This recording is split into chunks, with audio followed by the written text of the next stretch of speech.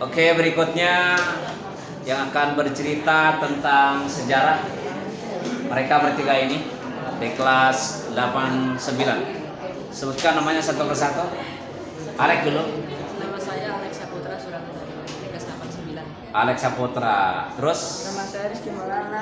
Rizky Maulana. Dari kelas 89. Iya, 89. Nama saya Edgar Satria dari kelas 89. Edgar. Mau cerita tentang sejarah apa nih? Bung Tomo. Bung Tomo. Ya. Baik, Bung Tomo ya. Mohon didengarkan yang lain.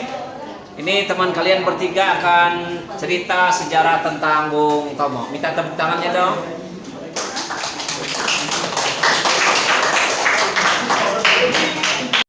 Assalamualaikum warahmatullahi wabarakatuh. Assalamualaikum warahmatullahi wabarakatuh. Bung Tomo tercatat sebagai pahlawan nasional sejak 2 November 2008 melalui pengukuhan oleh Menteri Informasi dan Komunikasi M. Nuh.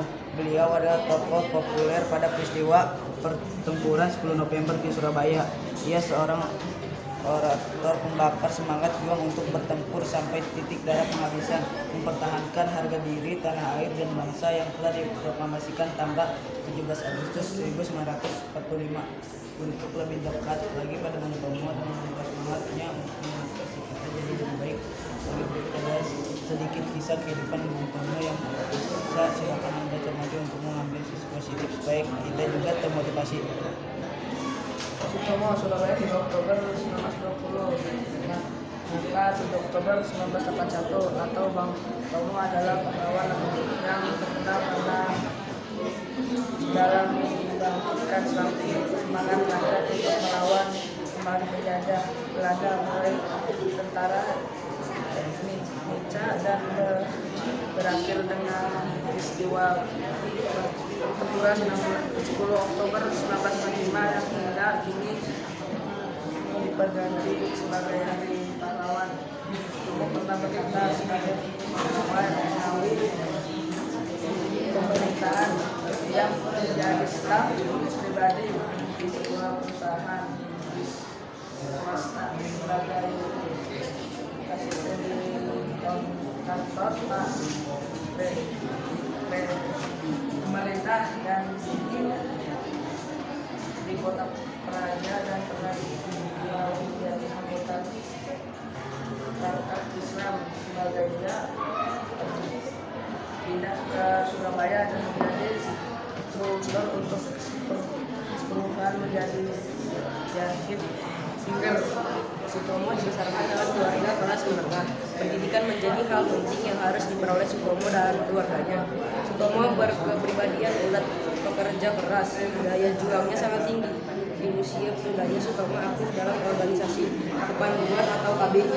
Dia juga bergabung dengan sejumlah kelompok politik dan sosial. Pada 1944 ia anggota Gerakan Rakyat Baru. Sejak kedatangan keputusan pasukan NICA di Surabaya, Sutomo berjuang mati-matian menyelamatkan Surabaya dari cengkeraman serangan NICA. Assalamualaikum warahmatullahi wabarakatuh.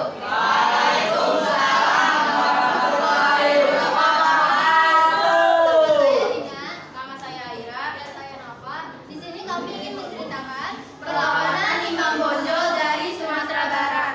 Rakyat Minangkabau bersatu melawan Belanda pada tahun 1830 sampai 1837. Perlawanan terhadap Belanda berada di bawah pimpinan Tuanku Imam Bonjol. Guna mengatasi perlawanan rakyat Minangkabau, Belanda menerapkan siasat adu domba. Ketika menerapkan siasat ini, Belanda mengirimkan pasukan dari Jawa di bawah pimpinan Sentot Prawiradirja. Ternyata Sentot beserta pasukannya membantu kaum Padri. Oleh karena itu, Sentot ditangkap dan diasingkan ke Cianjur, Jawa Barat. Pada akhir tahun 1834, Belanda memusatkan pasukannya menduduki kota Bonjol. Tanggal 16 Juni 1835, pasukan Belanda membaki kota Bonjol dengan meriam. Dengan tembakan meriam yang sangat gencar, Belanda berhasil merebut benteng Bonjol. Akhirnya pada tanggal 25 Oktober 1837, Tuanku Imam Bonjol menyerah. Dengan menyerahnya Tuanku Imam Bonjol, padamlah perlawanan rakyat Minangkabau terhadap Belanda. Sekian dari kami. Wassalamualaikum warahmatullahi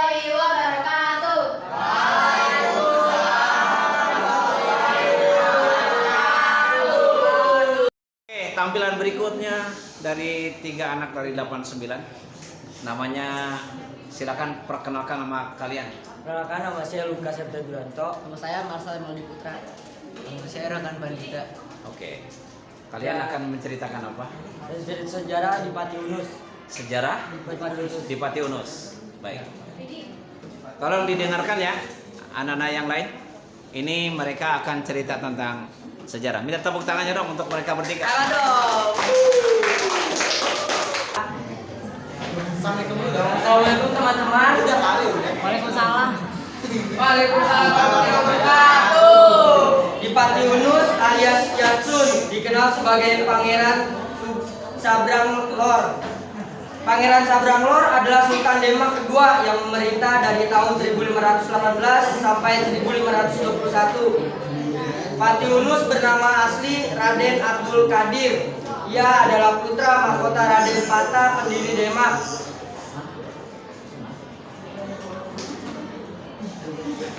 Menurut Tomet Pires, pada tahun 1513, Pati Unus berusia 25 tahun dan telah selesai menyerbu Malaka pada serangan pertama. Pada tahun 1571, Pati Unus memimpin penyerbuan kedua Malaka melawan pasukan Portugis. Namun, ia gugur dalam pertempuran itu dan digantikan oleh adik ipara, Regana, sebagai Raja Demak selanjutnya.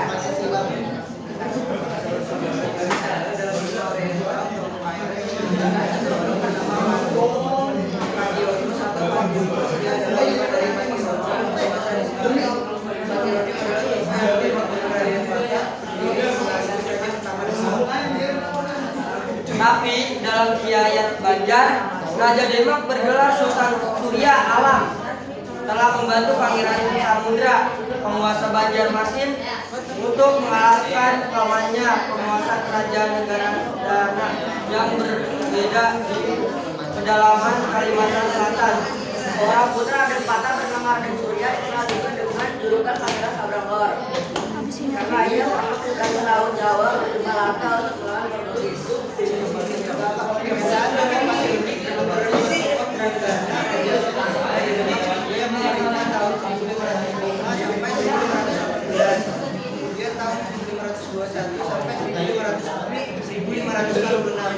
Sekian dari kami.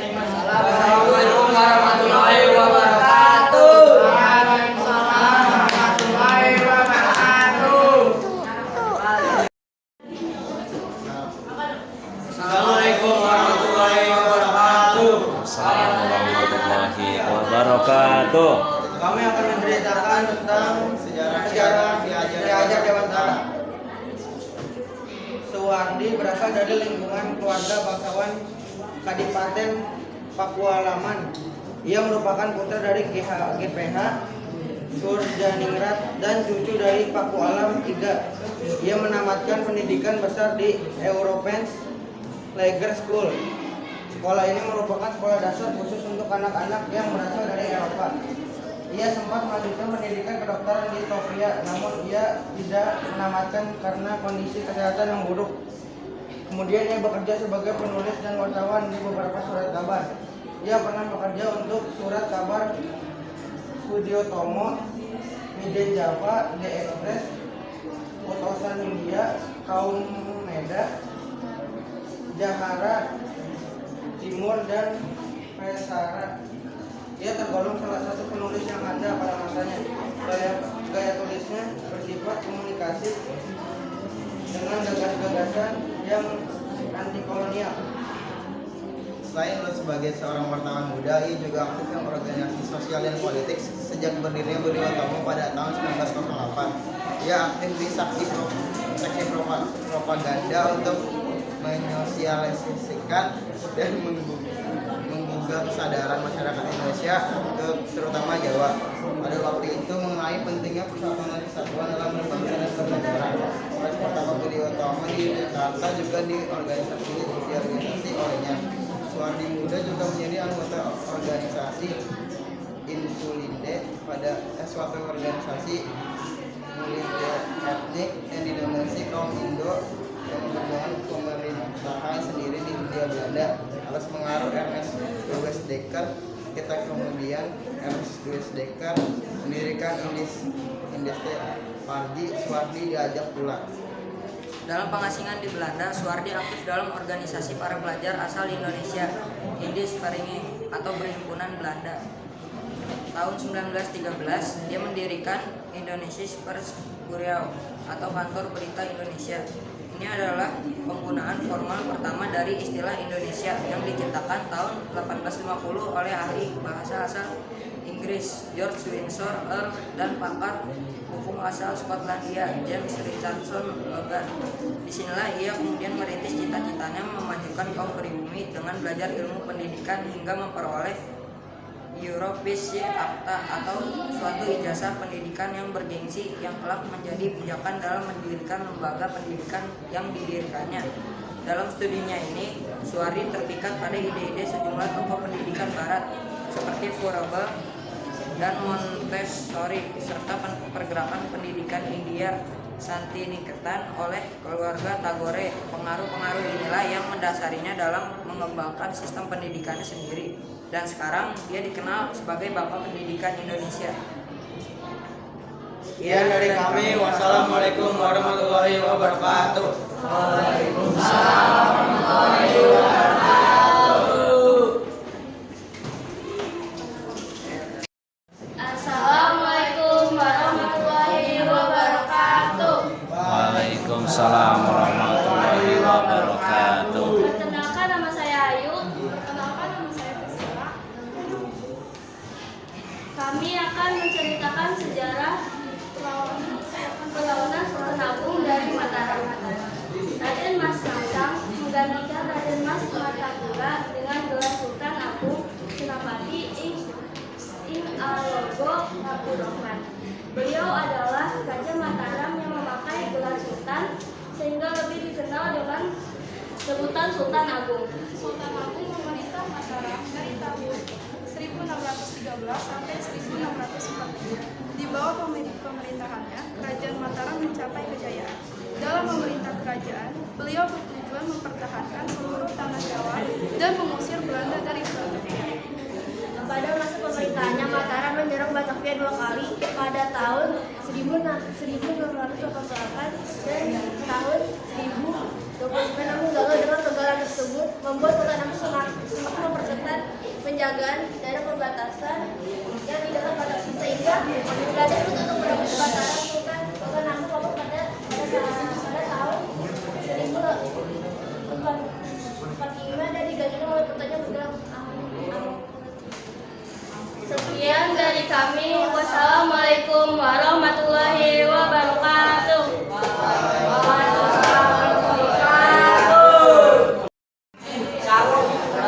Oke. Assalamualaikum warahmatullahi wabarakatuh.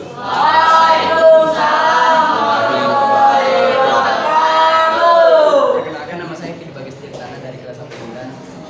Nama saya Rahmat Jaksa. Perkenalkan, nama saya Reza Jafalevi dari kelas 9. Kami akan menjelaskan Pangeran Diponegoro. Pangeran Diponegoro memiliki nama Raden Mas Otogiryo. Ia lahir di Jakarta pada 11 November 1785. Pangeran Diponegoro merupakan anak sulung Sultan Hamengkubuwono III yang dikenal sejak kepemimpinannya pada Perang Diponegoro tahun 1825 sampai 1830. Perang tersebut menelan korban terbanyak dalam sejarah Indonesia pada tahun 1830. Belanda bersiasat fisik dengan program mengajak Pangeran Diponegoro untuk berunding di Magelang. Dalam perundingan itu ditangkap lalu dibuang ke Manado.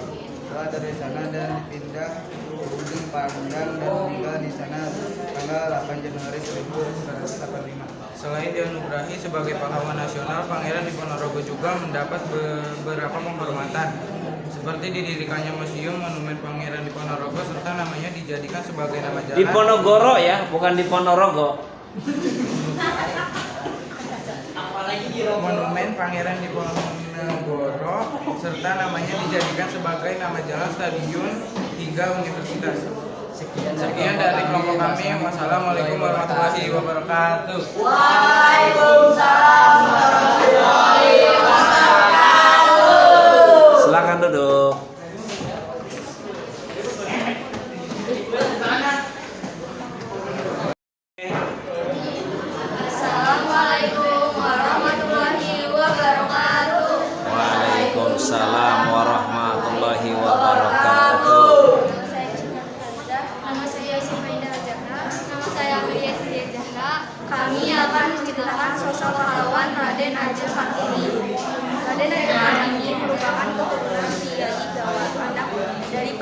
Raden Mas Adipati Arga Sosrodiningrat dan Mahkamah Agung Mas Grang. Dia lahir di Jepara 2 April 1879. Kartini merupakan anak kelima dari 11 bersaudara dan merupakan anak perempuan tertua. Salah satu saudaranya yang terkenal adalah kakaknya, yakni Sosro Kartono, yang merupakan intelektual di bidang bahasa. Pada awal abad ke-19, situasi politik Hindia Belanda tidak menentu. Kartini yang berada pada masa itu melihat ada banyak hal yang mendapatkan posisi perempuan dalam situasi yang tidak menguntungkan.